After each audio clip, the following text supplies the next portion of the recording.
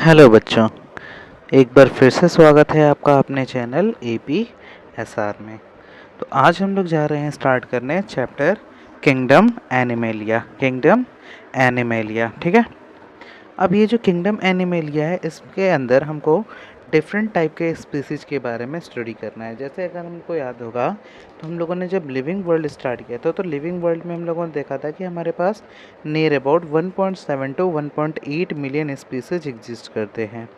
तो यहाँ पे जो 1.7 टू 1.8 मिलियन स्पीसीज है, हर किसी को एक साथ पढ़ पढ़ना नियर टू इम्पॉसिबल है। तो इसके लिए हम लोगों ने क्या किया, इसका क्लासिफिकेशन कर दिया कि जिसका कैरेक्टरिस्टिक सेम था उसको एक ग्रुप में डाल दिया, और जिसका दूसरे वाले ग्रुप के साथ मैच करता था उसको एक ग्रुप में। तो ऐसे करके हम लोगों ने क्या कर दिया था, एनिमल को आसानी से पहचान सके, इसके लिए हम लोगों ने क्या कर दिया, उसका क्लासिफिकेशन कर दिया। ठीक है। एनिमल को क्या कर दिया, क्लासिफाई कर दिया। तो आज हम लोग स्टार्ट कर रहे हैं किंगडम एनिमेलिया। किंगडम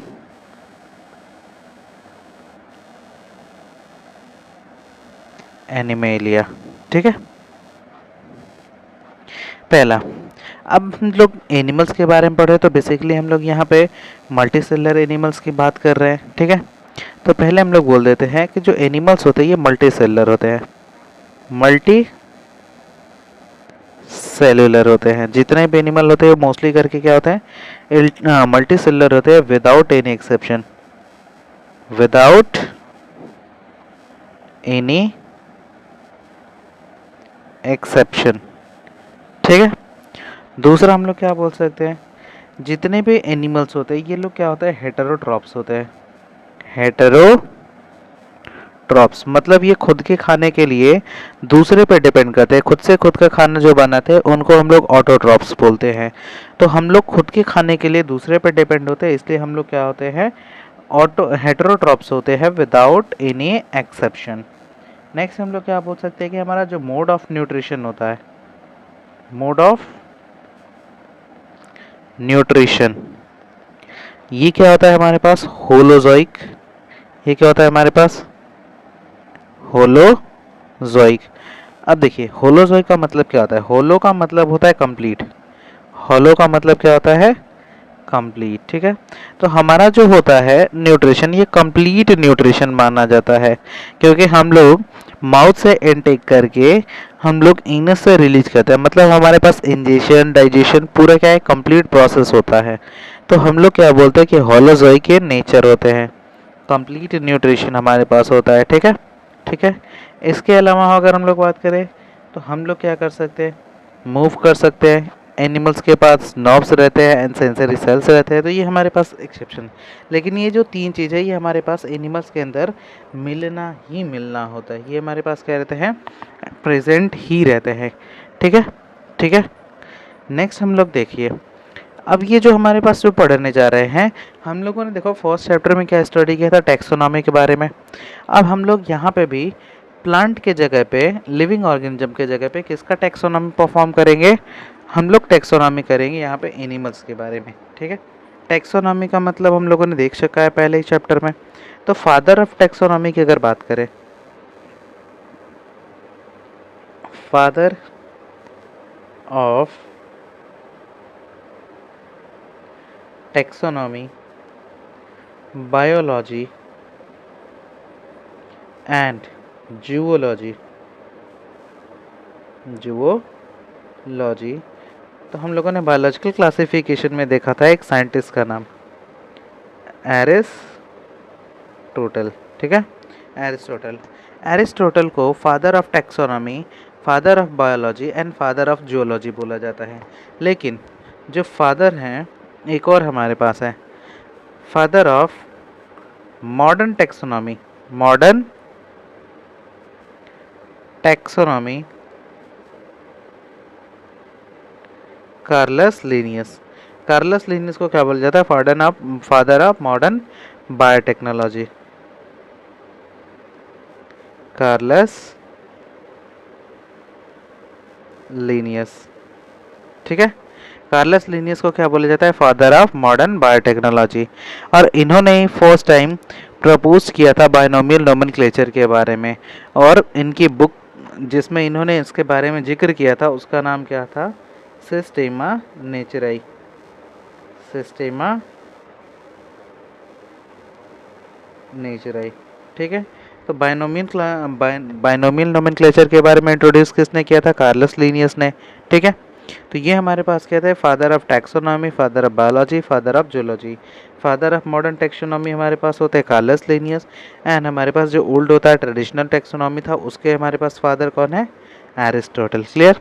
अब हमको याद आएगा कि हम लोगों ने जब क्लासिफिकेशन देखा था तो arch physical biology classification chapter हम लोगों ने कंप्लीट कर लिया है। तो उसमें हम लोगों ने देखा था कि हमारे पास पहले क्या आया था?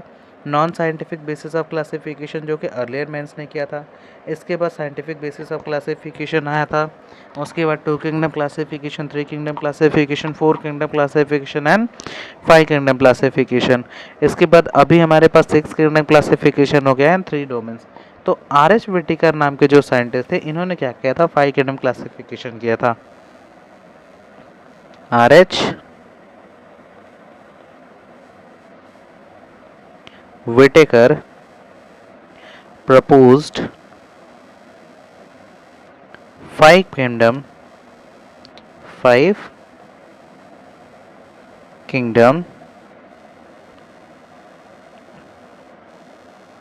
क्लासिफिकेशन।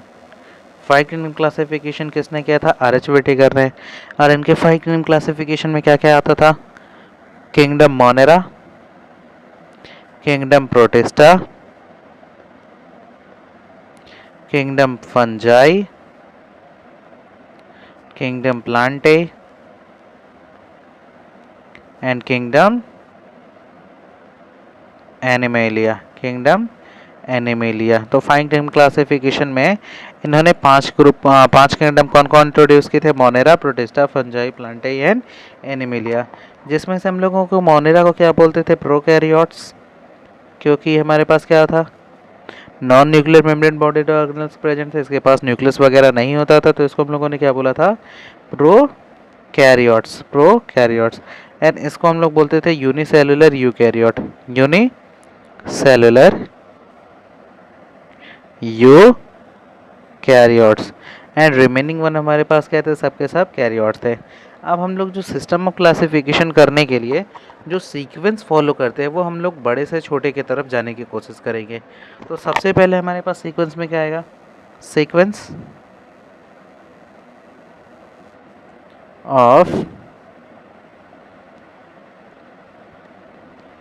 क्लासिफिकेशन। अब इसमें सबसे बड़ा हमारे पास क्या आता है? हायरार्की के अंदर किंगडम। सबसे बड़ा यूनिट क्या होता है? किंगडम।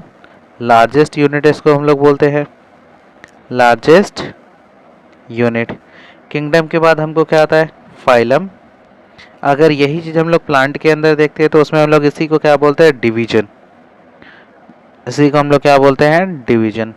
इसके बाद हमको मिलता है क्लास। क्लास के बाद हमको क्या मिलने वाला है? ऑर्डर। ऑर्डर के बाद हमको मिलता है फैमिली। ऑर्डर के बाद क्या आया? फैमिली। फैमिली के बाद हमको मिलता है जीनस, एंड जीनस के बाद हमको मिलता है species.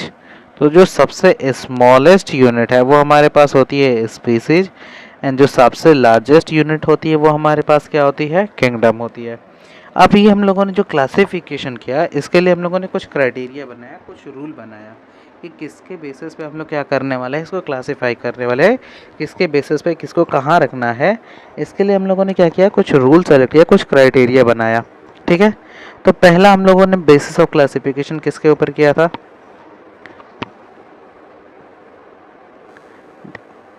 First one basis of classification में, basis of classification, basis of classification. पहला हम लोगों ने देखा था लेवल ऑफ ऑर्गेनाइजेशन के ऊपर। Level of organisation.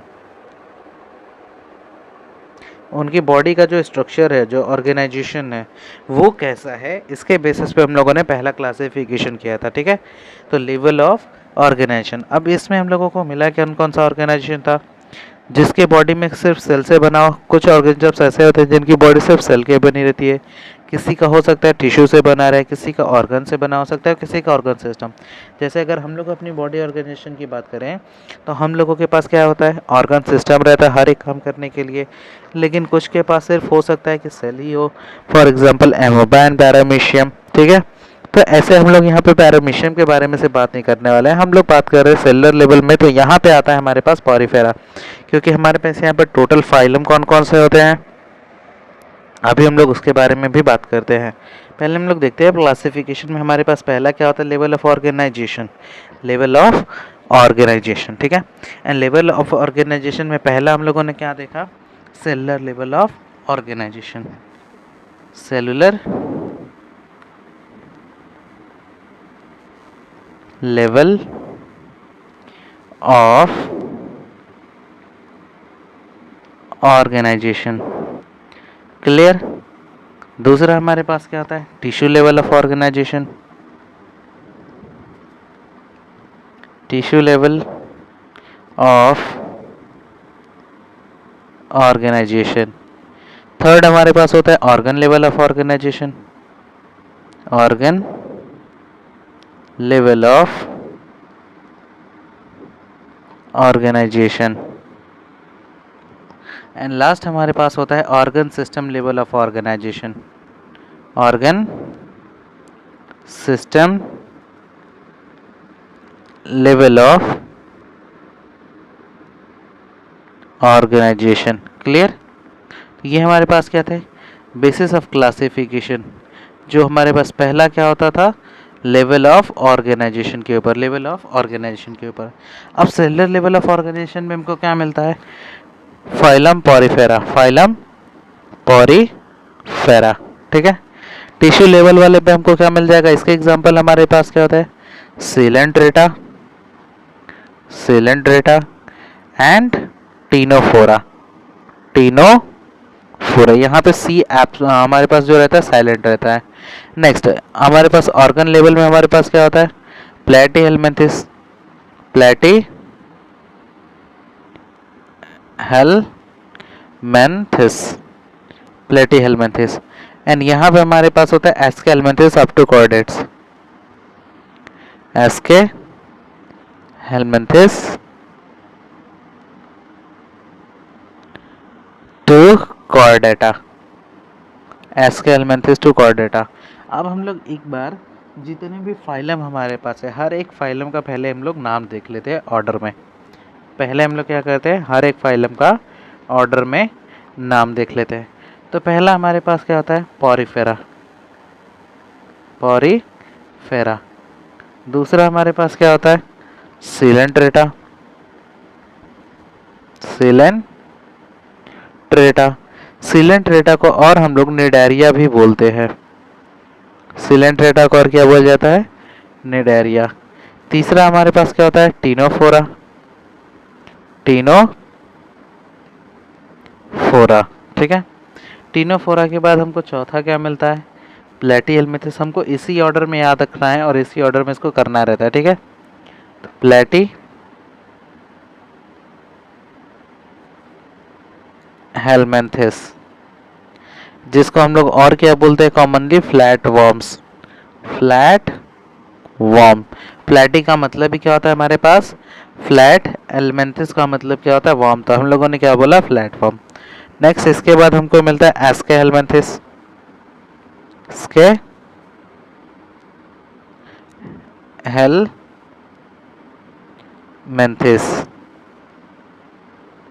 ठीक है।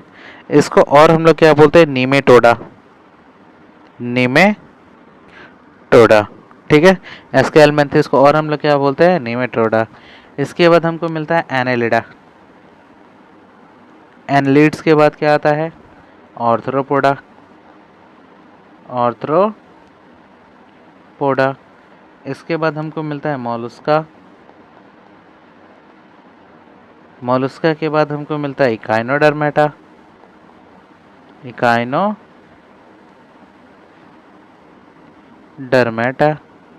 एंड लास्ट हमको मिलता है हेमिकॉर्डेटा। ये हमारे पास होता है second last Hemichordata and lastly हमको रहता है 11th नंबर पे कॉर्डेटा। 11th नंबर पे हमको क्या मिला है? कॉर्डेटा। अब ये जो हमारे पास होता है आर्थ्रोपोडा, इसको हम लोग लार्जेस्ट फाइलम मानते हैं, लार्जेस्ट फाइलम। जबकि हमारा सेकंड लार्जेस्ट फाइलम क्या होता है? मॉलस्का। एक एक करके सबके कैरेक्टरिस्टिक्स देखेंगे तो हम लोग समझ जाएगा कि हमारे पास इसको लार्जेस्ट क्यों बोल रहे हैं और इसको सेकंड लार्जेस्ट क्यों बोल रहे हैं। क्लियर? क्लियर? तो चलिए, हम लोगों ने क्लासिफिकेशन कर लिया। क्लासिफिकेशन हम लोग एनिमल्स को एक और बेसिस पे करते हैं। देखिए, on the basis of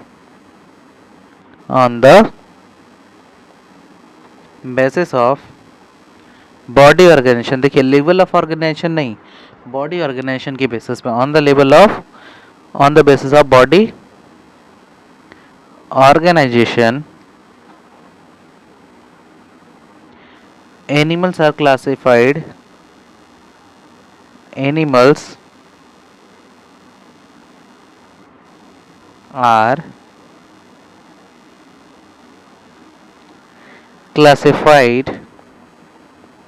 into, पहला हमारे पास क्या आता है?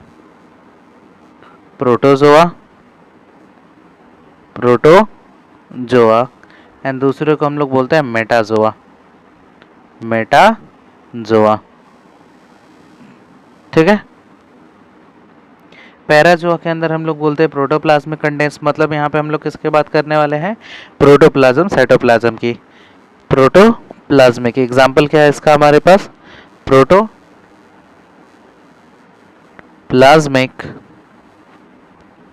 ग्रेड। सिर्फ यहाँ पे हमको साइटोप्लाज्म जैसे एग्जाम्पल क्या बात करेंगे इसमें? पॉरीफेरा की। पॉरीफेरा हमारे पास क्या होता है? प्रोटोजोआ होता है। पॉरीफेरा को हम लोग क्या बोलते हैं? प्रोटोजोआ। एंड जो यूमेटाजोआ होता है, इसको भी हम लोग फर्दर डिफ्रेंशिएट करने वाले हैं पैराजोआ एंड यूमेटाजोआ में। तो पहला हमारे पास क्या है? मेटाजोआ। मेटाजोआ का मतलब भी क्या होता है? एनिमल्स। और एनिमल्स भी कैसे? मल्टी सेलुलर ऑर्गेनाइजेशन वाले, मल्टी सेलुलर ऑर्गेनाइजेशन। ठीक है, विद होलोजोइक न्यूट्रिशन। क्लियर? अब इसमें हमको क्या मिलते हैं? इसको हम लोग फर्दर दो पार्ट्स में डिफ्रेंशिएट कर देते हैं। पहला हमको मिलता है पैराजोआ एंड दूसरे को हम लोग बोलते हैं यूमेटाजोआ। ठीक है। कहीं पे भी हमको मिला है प्रो, ठीक है, तो उसका मतलब हमारे पास होता है प्रिमिटिव। एंड कहीं पे भी हमको यू लिखा रहा है, यू का मतलब होता है ट्रू, तो इसको हम लोग बोलते हैं ट्रू मेटाजोन्स, मतलब रियल एनिमल्स, ट्रू एनिमल्स। अब इसमें हमारे पास होता क्या है? Tissue level and organ system level. Tissue level example इसका है tissue level and organ system level. Organ system level. Clear? And Parazoa में हमारे पास क्या होता है? सेलुलर लेवल के, सेलुलर लेवल, जो कि हमारे पास एग्जांपल इसकी अगर बात करें तो हमारे पास आता है स्पॉन्ज, जो कि बेसिकली पॉरीफेरा का ही मेंबर होता है। तो हमारे पास क्या आया? स्पॉन्ज। क्लियर? क्लियर? नेक्स्ट, अब हम लोगों ने पहला क्लासिफिकेशन किसके ऊपर देखा था? On the basis of level of organisation. Next हम लोग देखते हैं on the basis of germinal epithelium. Second classification का बेसिस हमारे पास क्या होता है? Germinal, germ layer. कौन से जर्म लेयर से हम लोगों ने ओरिजिनेट किया उसके बेसिस पे, तो जर्मिनल लेयर, ठीक है, ठीक है। देखिए, अब जर्म लेयर के बेसिस पे हम लोग दो पार्ट्स में इसको क्लासिफाई करते हैं एनिमल्स को। जर्म लेयर के बेसिस पे हम लोगों ने एनिमल को कितने पार्ट में क्लासिफाई किया? दो पार्ट में। जिसके पास दो जर्म लेयर रहता है उसको हम लोग बोलते हैं डिप्लोब्लास्टिक। डाई का मतलब दो, एंड प्लोब्लास्टिक हम लोग लेयर के बारे में बोल रहे हैं। तो डिप्लोब्लास्टिक। एंड इसके अलावा हमारे पास एक रहता है ट्रिप्लोब्लास्टिक। Triploblastic, clear? अब देखिए ये कुछ ऐसा दिखाई देता है। ये एक सर्कुलर लेयर, दूसरी लेयर, ठीक है, एंड तीसरी लेयर। एक, दो, तीन, एंड एक और छोटा सा कर लेते हैं इसमें, ठीक है। यहाँ पे भी हम लोग सेम लाइनिंग करते हैं। 1 2 3 एंड लास्ट वन 4, क्लियर? तो हमारे पास टोटल यहाँ पे तीन तीन लेयरिंग दोनों में है। अब तीन तीन लेयरिंग है तो एक डिप्लोब्लास्टिक कैसे हुआ, एक ट्रिप्लोब्लास्टिक कैसे हुआ, अभी आपको समझेगा। ये देखिए, ये जो बाहर वाला लेयर दिखाई दे रहा है ये दोनों में कॉमन रहता है। इसको हम लोग बोलते हैं एक्टोडर्म। इसको क्या बोलते हैं? एक्टोडर्म, जो कि बेसिकली सेलुलर लेयर रहता है। कैसा रहता है? सेलुलर लेयर, ठीक है। दूसरा, ये जो दिखाई दे रहा है अंदर वाला, ये भी दोनों में क्या रहता है? सेम रहता है। ये भी दोनों में क्या रहता है? सेम रहता है। इसको बोलते हैं हमारे पास एंडोडर्म। एंडोडर्म। बट ये जो बीच वाला लेयर दिखाई दे रहा है ना, सबसे ज़्यादा गड़बड़ी इसमें है। इसमें बीच वाला लेयर क्या रहता है? एब्सेंट रहता है। और इंस्टीड ऑफ बीच वाले लेयर, मिडिल लेयर के यहाँ पे प्रेजेंट रहता है मीजोग्लिया। क्या प्रेजेंट रहता है? मीजोग्लिया, जो कि बेसिकली नॉन सेलुलर लेयर होता है। ये क्या होता है? Non cellular layer. और ये रहता कैसा है? जेली लाइक रहता है। सेलुलर लेयर नहीं है तो कैसा रहेगा? जेली लाइक स्ट्रक्चर रहता है। एंड इसके एग्जांपल हमारे पास क्या है? डिप्लोब्लास्टिक के सिलेंट्रेटा,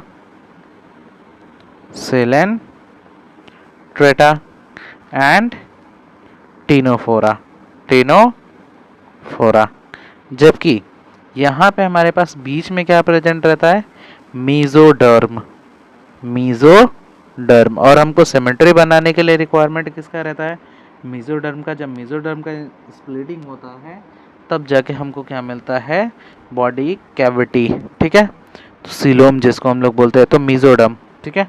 तो ये जो मीजोडर्म होता है ये हमारे पास प्रेजेंट रहेगा। तो अब हमारे पास टोटल कितने लेयर हो गए? एक्टोडर्म, मेसोडर्म, एंडोडर्म, तीन, जो कि हमारे पास ट्रिप्लोब्लास्टिक में होता है।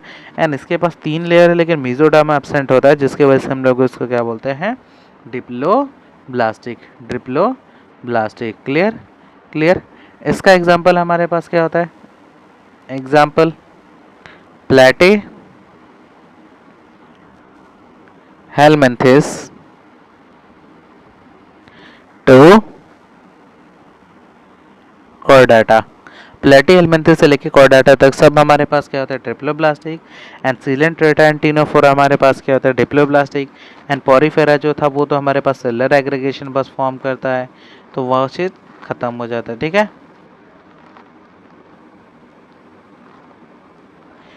नेक्स्ट,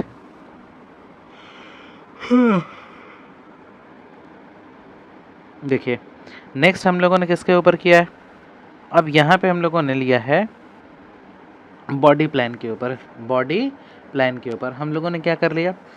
इसके अंदर बॉडी बना दिया। अब बॉडी प्लान इसका कैसा है उसके बेसिस पे हम लोग क्या करते हैं? इसको डिफरेंशिएट कर देते हैं। क्लियर? तो तीसरा हम लोगों के पास क्लासिफिकेशन में क्या आ गया? Body plan. अब बॉडी प्लान में भी हम लोगों ने इसमें क्लासिफिकेशन कर देते हैं इसको तीन पार्ट्स में। बॉडी प्लान को हम लोग कितने पार्ट में क्लासिफाई कर देते हैं? तीन पार्ट्स में।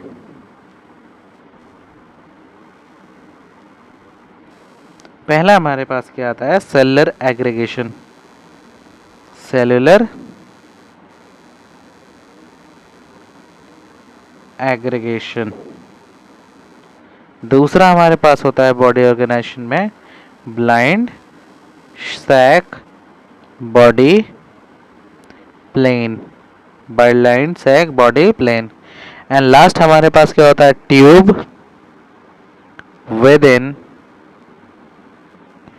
Tube body plan, tube within tube body plan. ठीक है, ठीक है। सेलुलर एग्रीगेशन में हमारे पास कोई भी डिफरेंशिएशन नहीं रहता है, कोई भी हमारे पास डिफरेंशिएशन नहीं रहता है, ना माउथ ना एनस, सिर्फ सेल के लेवल पे हर एक काम हो रहा है। लेकिन जो हमारा ब्लाइंड सैक बॉडी प्लान रहता है, इसमें हमारे पास एक ही ओपनिंग रहती है और वही ओपनिंग माउथ एंड एनस दोनों की तरफ बिहेव करती है। लेकिन जो tube within tube body plan रहता है, इसमें हमारे पास डिफरेंट ओपनिंग रहती है, जिसमें से एक हमारे पास क्या होता है माउथ एंड दूसरा क्या होता है एनस। इसलिए हम लोगों ने इसके बीच में देखते हैं कि एलिमेंट्री कैनाल दिखाई देता है। इसलिए हमारे पास क्या होता है, tube within tube body plan, blind sac body plan. Blind sac क्यों बोले, क्योंकि इसके पास एक ओपनिंग है एंड दूसरे टाइप इसके पास ओपनिंग, दूसरे साइड ओपनिंग नहीं होता, वहाँ पे क्या रहता है, बंद रहता है, ब्लाइंड रहता है। एंड सेलुलर एग्रीगेशन में कोई भी हमारे पास ओपनिंग होता ही नहीं है। ठीक है, तो इसको हम लोग लिख लेते हैं पहले, only diffused cells are present in the body। Example इसका क्या है हमारे पास, पॉरीफेरा। दूसरा हम लोगों ने किसके ऊपर किया था, ब्लाइंड सैक में, single opening serving as mouth and anus. Mouth और एनस के जगह पे हम पास एक ही ओपनिंग रहता है, जो जरूरत आने पे माउथ की तरफ बिहेव करेगा एंड काम आने पे एनस की तरफ। ठीक है, इसके एग्जांपल हमारे पास क्या है, सिलेंट्रेटा, सिलेंट्रेटा, जिसको और हम लोगों ने क्या बोला था, निडारिया, निडारिया। क्लियर। दूसरा हमारे पास क्या होता है, टीनोफोरा, टीनोफोरा। एंड तीसरा हमारे पास क्या होता है, प्लेटी हेलमेंथिस, प्लेटी हेलमेंथिस। एंड लास्टली हमारे पास क्या था, tube within tube body plan. यहाँ पे हम लोगों ने देखा था टू ओपनिंग था, माउथ एंड एनस अलग अलग सेपरेटेड होते हैं, two separate opening, one act as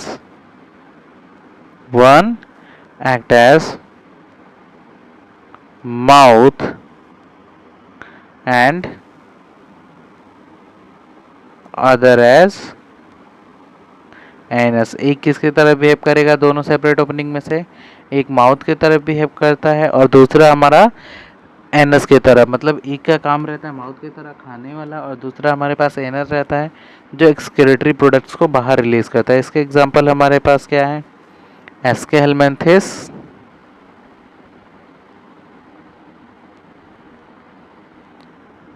up to chordata, aschelminthes up to Chordata. Clear, clear. Next हमारे पास है बॉडी प्लान। बॉडी प्लान हम लोगों ने देख लिया। इसके बाद हमारे पास रहता है fourth basis of classification, that is coelom या फिर बॉडी कैविटी। सिलोम या फिर इसी को हम लोग और क्या बोलते हैं, बॉडी कैविटी, बॉडी कैविटी। अब ये होता क्यों है, to place the organ, organs जो हमारे पास रहते हैं उनको रखने के लिए क्या चाहिए, स्पेस। तो उसके लिए हमको चाहिए होता है कैविटी, कैविटी। तो जो बॉडी कैविटी रहता है इसका रोल क्या रहता है, ऑर्गन्स को प्लेस करने के लिए, ऑर्गन्स को प्लेस करने के लिए। तो to place organs, to place organs. अब ये बनता क्या है, ठीक है। सिलोम बनने के लिए हमको रिक्वायरमेंट रहता है मीजोडर्म की। किसकी? मीजोडर्म की। क्योंकि मीजोडर्म जब स्प्लिट होता है एक्सटर्नल एंड इंटरनल मीजोडर्म में, तो उन दोनों के बीच में जो कैविटी प्रेजेंट रहता है उसी को हम लोग क्या बोलते हैं? सिलोम या फिर कैविटी। सिलोम या फिर कैविटी।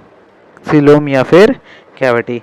और उस सिलोम के बीच में, मतलब दोनों एक्सटर्नल और इंटरनल सिलोम्स, मेसोडर्म के बीच में जो सिलोम प्रेजेंट है उसके अंदर भरा रहता है सिलोमिक फ्लूइड, जो कि किसके तरह एक्ट करता है? एक शॉक एब्जॉर्बर की तरह। किसके तरह काम करता है? शॉक एब्जॉर्बर की तरह। तो सिलोम होता क्या चीज़ है? The place between gut wall. Gut wall का मतलब होता है एलिमेंट्री कैनाल की वॉल। गट वॉल का मतलब क्या होता है? एलिमेंट्री कैनाल की wall. The place between gut wall in body is called body cavity. If this cavity is surrounded by mesoderm layer called as coelom. ठीक है, सीलोम। सीलोम क्या होता है? जो हमारे बॉडी में गट ऑफ वॉल के बीच में जो कैविटीज प्रेजेंट रहती है उसको हम लोग क्या बोलते हैं? सीलोम। और अगर उस पर मीजोडर्म की लेयरिंग हो जाती है तब हम लोग उसको प्रॉपरली हम लोग क्या बोलने लगते हैं? सीलोम। अब ये जो हमारे पास सीलोम होता है, सीलोम होता है, इसके अंदर भरा क्या रहता है? Coelomic fluid. Coelomic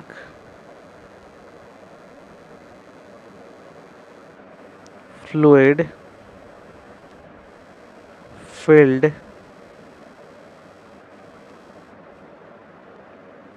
in it। और काम क्या करता है? Act as shock absorption. Act as shock absorber. Coelomic fluid का काम क्या रहता है? शॉक को एब्जॉर्ब करने का। ठीक है, ठीक है। अब ये जो हमारे पास सिलोम होता है ये भी हमारे पास 3 तरह का होता है। कितने टाइप का होता है? 3 टाइप का। क्लासिफाई कर लेते हैं इसको भी। पहला, दूसरा एंड ये हमारे पास है तीसरा। ठीक है, पहले को हम लोग बोलते हैं ए सिलोमेट। ए सिलोमेट। दूसरे को बोला जाता है pseudo coelomate. Pseudo coelomate. And तीसरा हमारे पास होता है सिलोमेट।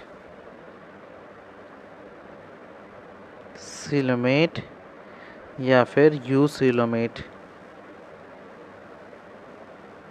सिलोमेट या फिर यू सिलोमेट। सिलोमेट। अब यहाँ पे देखिए तीनों में डिफरेंस क्या है। जो ए सिलोमेट होता है, नाम से इसके पता चल रहा है ए का मतलब एब्सेंस, तो इसके पास कोई भी कैविटी नहीं होता है। No body cavity present. कोई भी बॉडी कैविटी प्रेजेंट नहीं होता है। क्लियर? इसके एग्जाम्पल हमारे पास है। एग्जाम्पल क्या होते हैं हमारे पास ए सिलोमेट के? Coelenterata, ctenophora, ctenophora. अब ये क्यों होते हैं? क्योंकि इनके पास जो होता है मीजोडर्म है ही नहीं, और मीजोडर्म है ही नहीं तो सिलोम कभी बनेगा ही नहीं। क्योंकि मीजोडर्म बनाने के लिए हमको किसकी रिक्वायरमेंट रहती है? सिलोम बनाने के लिए मीजोडर्म की, क्योंकि मीजोडर्म की स्प्लिटिंग की वजह से हमारा बन रहा था।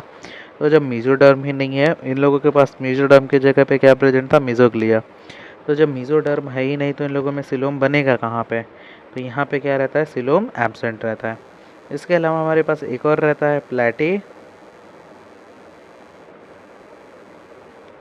हेलमिंथिस, प्लेटी हेलमिंथिस। अब ये भी हमारे पास क्या रहता है, एसिलोमेट रहता है, क्योंकि इसके पास का जो मीजोडर्म रहता है वो सॉलिड मीजोडर्म रहता है।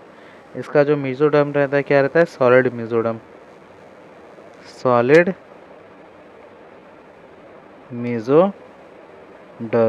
और सॉलिड मीजोडर्म होने की वजह से इसका जो मीजोडर्म रहता है वो डिफरेंशिएट नहीं हो पाता है, मीजोडर्म स्प्लिट नहीं हो पाता है, जिसके वजह से इसके अंदर क्या रहता है, कभी भी एलिमेंट डिफरेंशिएशन नहीं होता है, तो कभी भी मीजोडर्म की वजह से सीलोम नहीं बन पाता है। क्लियर। दूसरा हमारे पास क्या है, स्यूडोसिलोमेंट। स्यूडो वर्ड कहीं पे भी लिखा है, स्यूडो का मतलब क्या होता है, फाल्स। कहीं पे भी स्यूडो वर्ड लिखा है, स्यूडो का मतलब क्या होता है, फाल्स। अब यहाँ पे जो हमारे पास लाइनिंग होता है भैया, जो लाइनिंग होता है मीजोडर्म का, उसके अंदर प्रेजेंट रहते हैं पाउचेस। क्या प्रेजेंट रहते हैं, पाउचेस। बॉडी कैविटी प्रेजेंट, मतलब इसके पास सिलोम तो है, प्रेजेंट तो है, ठीक है, प्रेजेंट, लेकिन not lined by mesoderm in the cavity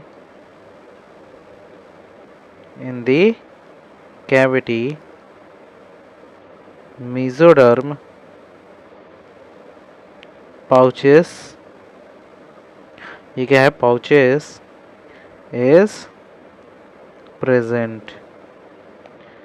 यहाँ पे देखिए एग्जैक्टली हमारे पास जो मीजोडर्म रहता है वो रहता नहीं है। यहाँ पे मीजोडर्म के अंदर क्या रहता है, छोटे छोटे पाउचेस प्रेजेंट रहते हैं, इसलिए हम लोगों ने इसके पास कभी भी ट्रू सीलोम बन ही नहीं पाता है, तो हम लोगों ने क्या बोला है, स्यूडो सीलोमेट। एंड इसका एग्जांपल हमारे पास सिर्फ एक ही है, इसलिए इम्पॉर्टेंट इसका जो एग्जांपल है वो इम्पॉर्टेंट है। द रीजन, क्योंकि इसके पास एक ही हमारे पास क्या रहता है, एग्जाम्पल इसका है एस्केलमेंथिस, स्के हेलमिंथिस। क्लियर।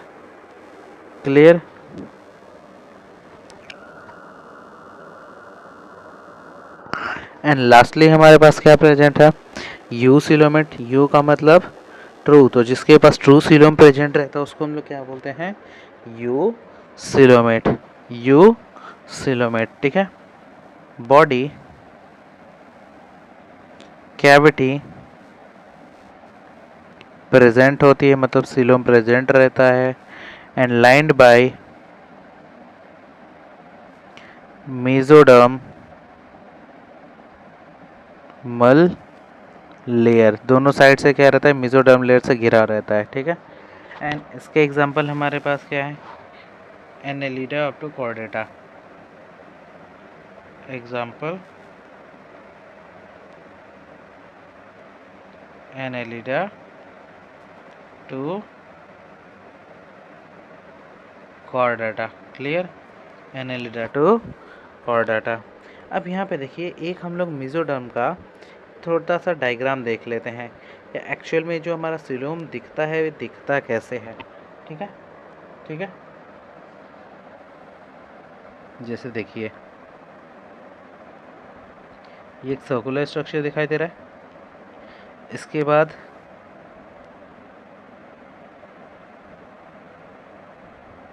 एक सेकेंड, ये हमारे पास सिर्फ एक ही लेयर ड्रॉ कर रहे हैं हम लोग मेसोडर्म को, हम लोग सिर्फ क्या ड्रॉ कर रहे हैं, मेसोडर्म को। ये हमारे पास हो गया मेसोडर्म, ठीक है। अब ये देखिए इसके अंदर हमारे पास क्या है, एक्टोडर्म, बाहर है हमारे पास अंदर हमारे पास है एंडोडर्म, बाहर है एक्टोडर्म, एंड ये हमारे पास सिर्फ क्या है, मेसोडर्म। ये हमारे पास क्या है, सिर्फ मेसोडर्म। अब ये जो मेसोडर्म रहता है इसके ऊपर होने लगता है लेयरिंग,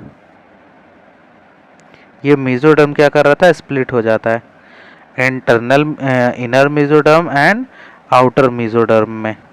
क्लियर। ये मेसोडर्म को हम लोगों ने क्या कर दिया है, स्प्लिट कर दिया है इनर एंड आउटर मेसोडर्म में। एंड कहीं कहीं पे ये दोनों आपस में क्या रहते हैं, जुड़े रहते हैं बीच में ऐसे, ठीक है। देखिए इसको बोलते क्या हैं, ये जो है स्पेस दोनों मेसोडर्म्स के बीच में, इसी को हम लोग बोलते हैं सीलोम। इसी को क्या बोला जाता है, सीलोम या फिर कैविटी, सीलोम या फिर कैविटी। ये वाला जो है इसको बोला जाता है inner mesoderm, inner mesoderm. And ये हमारे पास होता है outer mesoderm, outer mesoderm. Clear, clear. And इसके अंदर ये प्रेजेंट रहेगा एंडोडर्म, मतलब अंदर क्या प्रेजेंट है यहाँ पे, एंडोडर्म, एंडोडर्म। एंड इन दोनों को आउटर आउटर वाला जो मेसोडर्म है, इसको नहीं, इनर वाला ये जो है ना, ये इनर मेसोडर्म एंड एंडोडर्म, इन दोनों को मिला के बोला जाता है visceral peritoneum, visceral, visceral peritoneum, ठीक है। एंड आउटर वाला जो मेसोडर्म है, आउटर मेसोडर्म है, इसके बाहर यहाँ पे क्या प्रेजेंट रहेगा, एक्टोडर्म, एक्टोडर्म। तो ectoderm and outer mesoderm, ectoderm and outer mesoderm, इन दोनों को मिला के हम लोग बनाते हैं पेराइटल। पेराइटल का मतलब क्या होता है, चारों तरफ, parietal peritoneum, peritoneum. Clear. Inner mesoderm and endoderm को मिला के बनता है visceral peritoneum, and ectoderm and outer mesoderm को मिला के बनता है parietal peritoneum, parietal peritoneum. And ये जो चीज़ दिखाई दे रहा है बीच में, जो एक्सटेंशन लाइक दोनों तरफ है, इसको बोला जाता है मेसेंटेरॉन्स। इसको क्या बोला जाता है, मेसेंट्रिक्स, मेसेंट्रिक्स। क्लियर। तो ये एक टिपिकल स्ट्रक्चर था किसका, ये एक टिपिकल स्ट्रक्चर है किसका, हमारे पास सीलोम का। अब जो हमारा यू सीलोम रहता है, इसको भी हम लोग फर्दर दो अलग अलग पार्ट में डिवाइड कर देते हैं। जो हमारा सीलोम रहता है, ये फर्दर किसने डिवाइड हो जाता है, यू सीलोम दो पार्ट में, यू सीलोमेट, इसको दो पार्ट में हम लोगों ने डिवाइड कर दिया। एक को बोला जाता है साइजोसीलोम, SCHI, साइजोसीलोम। एंड एक को बोला जाता है एंटेरोसीलोम, एंटेरोसीलोम। क्लियर। अब ये हमारे पास क्या चीज़ है, पहले हम लोग देखते हैं किसके बारे में, साइजोसीलोम के बारे में। Coelom produced by splitting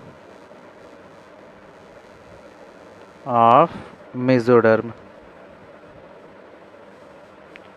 mesoderm के स्प्लिट अलग अलग होने की वजह से जो हमारे पास सीलोम बन रहा है, इसको हम लोगों ने क्या बोला, साइजोसीलोम, स्प्लिटिंग ऑफ मेसोडर्म। एंड इसका एग्जांपल हमारे पास होता है एनेलिडा। एग्जांपल क्या है इसका, एनेलिडा। दूसरा हमारे पास क्या होता है, ऑर्थ्रोपोडा। एंड तीसरे को हम लोग बोलते हैं मॉलस्का। तीसरा क्या होता है, मॉलस्का, ठीक है। जबकि हमारे पास जो एंटेरोसीलोम होता है, एंटेरोसीलोम का मतलब क्या होता है, एंटेरो का मतलब क्या होता है, एंडोरोडर्म। तो ये कुछ एंडोडर्म से रिलेटेड रहता है। Coelom is produced by outgrowth, ठीक है, आउटग्रोथ ऑफ मेसोडर्म। यहाँ पे स्प्लिटिंग नहीं होता, क्या होता है, आउटग्रोथ होता है किसका, मीजोडर्म का क्लियर। एग्जाम्पल क्या है हमारे पास इसके, इकाइनोडर्मेटा, इकाइनोडर्मेटा। इसके बाद हमारे पास होता है हेमिकॉर्डेटा,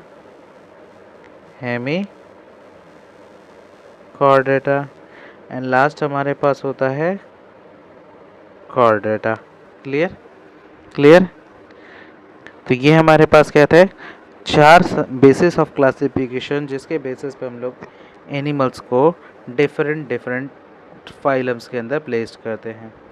अभी भी हमारे पास कुछ बेसिस ऑफ क्लासिफिकेशन बचे हुए हैं, तो उसको हम लोग स्टार्ट करेंगे नेक्स्ट लेक्चर में। तब तक के लिए टेक केयर।